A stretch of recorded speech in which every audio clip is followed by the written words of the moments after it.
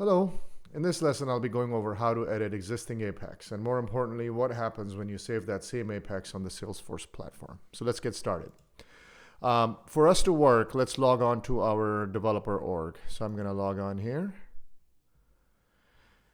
And, there's a couple of ways you can get about editing Apex. So if you're in your setup screen, you can go on the, let me close this. You can go on the quick find and type Apex classes. And once you pull that up, it should show you all the Apex code that you have on the org. So here's one way. You have your Apex class. You can hit edit and, make changes up here, and then you can save it. The other way that we can get about making changes, and which is usually, I believe, the preferred way, is going into the developer console. So if you remember, I'm going to go under, click this gear icon and select developer console. And once that pulls up, you'll see.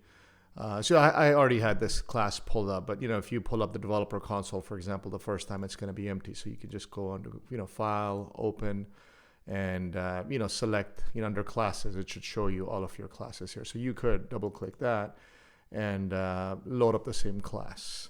So, if I have my Apex pulled up, and for instance, if I make a change, for example, if I don't have, I make a mistake in a typo. For example, I'm missing a semicolon, and it'll show you that now the file is modified and it has an asterisk up here. But with the missing semicolon, if I try to save the file,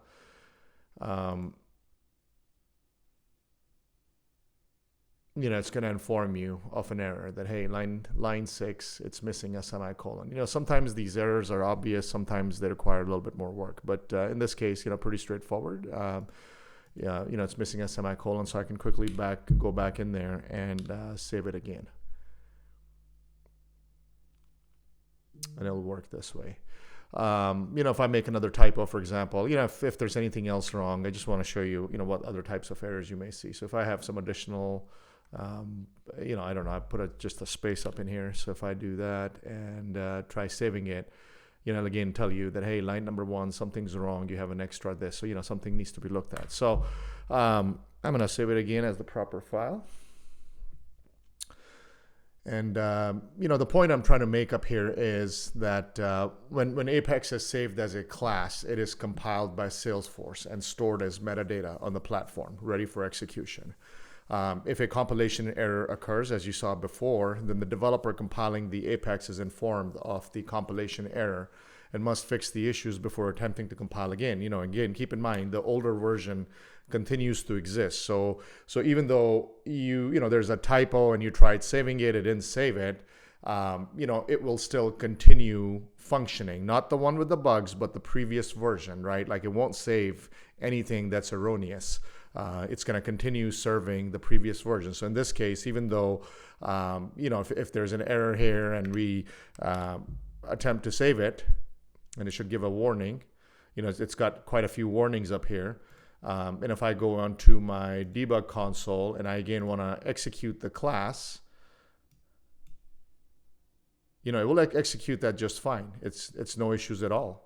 It'll still show the same message, and that's because it saved the previous version, the version that we were able to compile. So the bigger point I'm making here is that if there's any type of errors, it just won't save the class, but it will still continue serving the previous version. So that being said, if you, for example, look at the following diagram, this will illustrate the case a little bit further.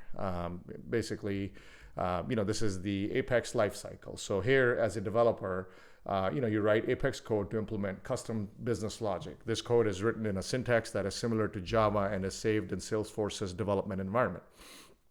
Compilation, once the Apex code is written and saved, the Salesforce platform automatically compiles the code into a set of instructions that can be understood and executed by the Salesforce runtime environment.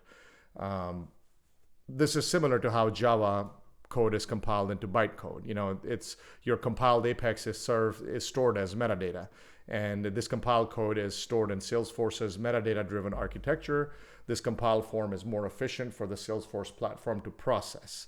The next stage, of course, is execution. When an event occurs, for example, an end user's, looking at a web page, or in our case, when we went to the developer console and, wanted to basically execute the method, that's the event. So when that request happens, that triggers the execution of the Apex code, the compiled code that is saved up here.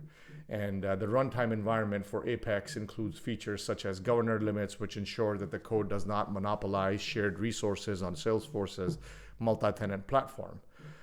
Compiled Apex, again, anytime you save your Apex class, it turns into compiled Apex, and that is a key part of developing on the Salesforce platform, allowing for the creation of custom business logic while maintaining the performance and security standards of the platform.